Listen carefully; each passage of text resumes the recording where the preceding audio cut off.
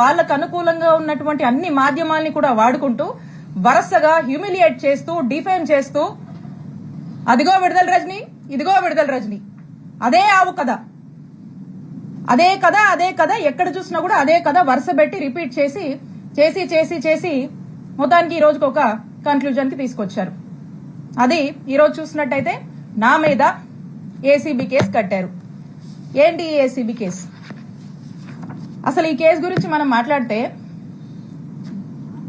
ఈ కేసుకి సంబంధించి ఎవరైతే కంప్లైంట్ ఇచ్చారో ఈ కంప్లైంట్ ఇచ్చిన వాళ్ళని నేను ఏ రోజు చూడలేదు. ఈ కంప్లైంట్ ఇచ్చిన వాళ్ళు నన్ను ఏ రోజు కలవలేదు, నేను వాళ్ళని ఏ రోజు కలవలేదు. ఈ కంప్లైంట్ ఇచ్చిన వాళ్ళతో నేనెప్పుడు మాట్లాడలేదు. ఈ కంప్లైంట్ ఇచ్చిన వాళ్ళకి నాకు అసలుకి నో గివ్ అండ్ టేక్, ఏ మాత్రం కూడా వీళ్ళతో నాకు సంబంధం లేదు. వీళ్ళు అల్లినటువంటి కట్టు కథకు నాకు ఎటువంటి సంబంధం లేదు. అయినప్పటికీ కూడా ఒక కట్టు కథ అల్లి ఈ ఓరల్ బేస్డ్ ఆధారాలని బేస్ చేసుకుని ఈ రోజున ఏసీబీ కేసు నమోదు చేశారు. నేను మళ్ళా స్పష్టం చేస్తా ఉన్నాను, వీళ్ళెవరో ఏంటో, వీళ్ళ వేరబౌట్స్, వీళ్ళ బిజినెస్ ఏది కూడా నాకు తెలీదు, నాకు సంబంధం లేదు. ఈ కేసుకి నాకు ఎటువంటి సంబంధం లేదు.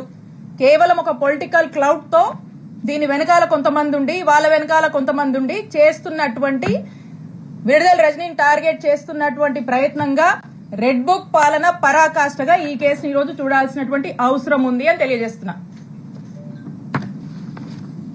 ఇప్పుడు అసలు ఈ కథ ఇదొక కట్టు కథ, చక్కటి కట్టు కథ. ఈ కథలోకి వెళ్తే అసలు ఎందుకు వీళ్ళు ఇలా చేస్తున్నారు, ఎందుకు ఈ కేసు పెట్టాల్సి వచ్చింది, ఏంటి కారణాలని కనుక మనం చూస్తే, ఈ పెట్టిన తను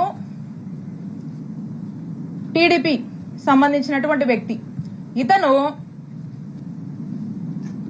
ఇతను ఈ కథకి వీళ్ళని ముందుండి నడపడానికి గల కారణం ఒక డైరెక్టర్ ఉన్నాడు. ఈ డైరెక్టరు, ఈ స్క్రీన్ ప్లే, వీళ్ళంతా కూడా ఈ యాక్టర్స్, ఆర్టిస్టులు వీళ్ళంతా. ఎందుకంటే మొదటి నుంచి కూడా ఒక మార్కెటింగ్ టీం ని పెట్టి, మీరు వస్తారా, విడుదల రజని మీద కేసు పెడతారా, కంటెంట్ మేము ఇస్తాము, మీరు జస్ట్ అక్కడికి వెళ్ళి ఆ కంప్లైంట్ ఇచ్చిరండి, మీరు వస్తారా, అధికారం మా దగ్గర ఉంది, ఏం పని కావాలో చేసి పెడతాము, విడుదల రజని మీద మేము ఒక నరేషన్ ఇస్తాము, ఆ నరేటివ్ తీసుకుని పలానా ఆఫీస్కి వెళ్ళి కంప్లైంట్ చెప్పండి, బయటికి రాగానే మీడియాతో మాట్లాడండి, సోషల్ మీడియాలో పెట్టండి అనేది ఒక ఎజెండా పెట్టుకున్నారు. ఒక మోడస్ ఆపరెండా రన్ చేస్తున్నారు. దాంట్లో భాగంగానే ఒక బిజినెస్ మ్యాన్, ఒక వ్యక్తి వెళ్లి, ఇక్కడ ఒక డైరెక్టర్ ఉన్నాడు, ఆ డైరెక్టర్ ఎవరో కాదు, నరసరావుపేట ఎంపీ శ్రీ లావు శ్రీకృష్ణదేవరాయ గారు. He's the director. ఈ డైరెక్టర్ దగ్గరికి ఈ బిజినెస్ మ్యాన్ వెళ్తాడు. ఈ బిజినెస్ మ్యాన్ ఫ్రెండ్ అంటారు, ఈ బిజినెస్ మ్యాన్ బంధువు అంట, అదే పార్టీకి సంబంధించి, అదే వాళ్ళ వర్గానికి సంబంధించినటువంటి వ్యక్తి ఈ బిజినెస్ మ్యాన్. ఈ బిజినెస్ మ్యాన్ వెళ్లి అతనికి ఏవో బిల్లులు కావాలి, అతనికి ఉన్నటువంటి పెనాల్టీస్ వేవ్ ఆఫ్ చేయాలి, అతను యథేచ్ఛగా వ్యాపారం చేసుకోవడానికి అతని సపోర్ట్ కావాలని అతన్ని అడిగితే, అతడు ఇతనికి, డైరెక్టర్ గారు అన్నాను కదా కృష్ణదేవరాయ గారు, ఇతనికి ఇల్లీగల్ గా ఎట్లంటే అట్లా వ్యాపారం చేసుకోవడానికి, ఇల్లీగల్ వ్యాపారం ఇష్టం వచ్చినట్టుగా చేసుకోవడానికి, ఎదురే లేకుండా వ్యాపారం చేసుకోవడానికి సహకరిస్తానని హామీ ఇస్తూ కృష్ణదేవరాయ గారు ఈ బిజినెస్ మ్యాన్ ని ఒక కోరిక కోరుతారు. ఏంటంటే, నా టార్గెట్ విడుదల రజని, ఈ విడుదల రజని మీద తన్ని డిఫేమ్ చేయాలి, తన మీద ఏదో ఒక కంప్లైంట్ పెట్టండి, తన్ని డిఫేమ్ చేద్దాము, కంప్లైంట్ పెట్టించడము, ఆ పైన ఫాలో అప్లు వ్యవహారాలు మొత్తం నాది బాధ్యత, మీరు అలా కంప్లైంట్ పెట్టి నేను చెప్పిన ఆఫీస్కి వెళ్ళి ఇచ్చేసి మీరు ఇంట్లో కూర్చోండి మెలకుండా, నేను నడుపుతా అని చెప్పి మీ బిజినెస్ లు నడిపిస్తా అని అతనికి అభయం ఇచ్చి వెనకుండి ఈ విధమైనటువంటి దారుణమైనటువంటి ఇల్లీగల్ కేసుని నా మీద, మా స్టాఫ్ మీద, మా మరిది మీద పెట్టించినటువంటి ప్రయత్నం చేశారు. అసలు ఎందుకు ఇది చేయాల్సి వచ్చింది, కృష్ణదేవరాయ గారికి కూడా ఎందుకు ఇలా చేయాల్సి వస్తుందంటే, కృష్ణదేవరాయ గారికి విడుదల రజని అంటే కోపం కొంచెం ఎక్కువేనండి, ఎక్కువ కోపమే. ఎందుకో నాకు కూడా కారణాలు తెలీదు, కానీ రకరకాల కారణాలు ఆయనే అనుకుంటాడు, రకరకాల కారణాలు ఆయనకే ఉన్నాయి. సరే, ఎందుకంటే దానికి కూడా కథ ఉంది, అది కూడా చెప్తా. అయితే ఆ కథ ఏంటంటే,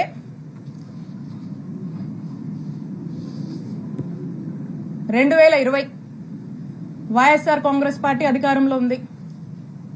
సెప్టెంబర్ 2 వైఎస్ఆర్ గారు వర్ధంతి. ఆ రోజున గురజాల సర్కిల్, ఆ రోజున కరెక్ట్ సంవత్సరంన్నర అయింది మేము అధికారంలోకి వచ్చినప్పుడు కృష్ణదేవరాయ గారు ఏం చేశారంటే, అతనికి ఎందుకో గాని నా మీద ఎందుకు కోపమో ఏంటో ఆ భగవంతుడికే తెలియాలి, ఆయనకే తెలియాలి కారణాలు. అతని కోసం, అతని గ్రూప్ కోసం, అతను ఇక రకరకాలు ఉంటాయిలేండి. సరే, ఆయన ఏం చేశారంటే ఈ గురజాల సర్కిల్లో ఉన్నటువంటి పోలీస్ స్టేషన్లో అక్కడున్నటువంటి డిఎస్పీ గారిని, అక్కడున్నటువంటి సిఐ గారిని ఇద్దరిని కూడా మాటలు చెప్పి మా అధికారాన్ని మా మీదకే వాడి వాళ్ళని పోలీసులను బ్రైబ్ చేసి నా మీద, నేను మాట్లాడేటువంటి ఫోన్ నంబర్ మీద, నేను వాడేటువంటి నంబర్స్ మీద, మా సిబ్బంది నంబర్స్ మీద, మా ఇంట్లో వాళ్ళ నంబర్స్ మీద ఒక 6 నుంచి 7 నంబర్ల వరకు కూడా కాల్ డేటా తీసే ప్రయత్నం చేశారు. కాల్ డేటా తీయాలంటే ఎఫ్ఐఆర్ కట్టాలి. వీటి మీద ఎఫ్ఐఆర్ కట్టి, ఈ సర్కిల్లో ఎఫ్ఐఆర్ కట్టి ఈ కాల్ డేటా తీశారు. ఇది ఈ రోజున నేను ఎందుకు చెప్తున్నానంటే, మేమిద్దరం ఒకే పార్టీలో ఉన్నాం. ఇది మేము అధికారంలో ఉన్నప్పుడే జరిగింది. అప్పుడు నేను ఎమ్మెల్యేని. అప్పుడు జరిగినటువంటి విషయము నేను ఏ రోజు కూడా ఈ విషయాన్ని చెప్పే పరిస్థితి నాకు రాకూడదని నా మనసులో ఎప్పుడు అనుకుంటూ ఉండేదాన్ని. కానీ ఈ రోజున నేను ఏ తప్పు చేయకపోయినా, ఈ రోజున నన్ను బాధ పెట్టి, నా కళ్ళల్లో ఏదో కన్నీళ్లు చూద్దామని, నన్ను ఇబ్బంది పెట్టి హింసిద్దామని చెప్పి ఈ రోజున వరుస పెట్టి నన్ను టార్గెట్ చేస్తూ నన్ను ఇబ్బంది పెడుతున్నప్పుడు చెప్పక తప్పట్లేదు. కాబట్టి ఈ రోజు నేను చెప్తా ఉన్నా, ఆ రోజున మేము ఒకే పార్టీలో ఉన్నాము.